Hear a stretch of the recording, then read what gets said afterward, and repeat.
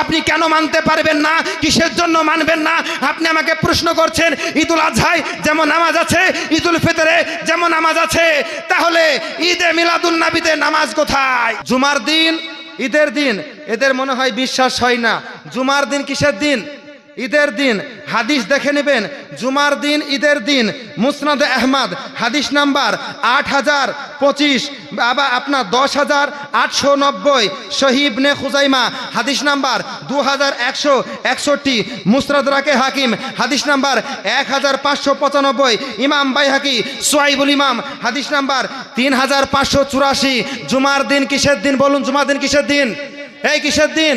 ঈদের দিন। 2 নাম্বার হলো আরাফাত দিন, ঈদের দিন। আরাফাত দিন কিসের দিন? ঈদের দিন। হাদিস দেখবেন সহিহ বুখারী হাদিস নাম্বার 4606 নাম্বার, তিরমিজি শরীফ হাদিস নাম্বার 3044।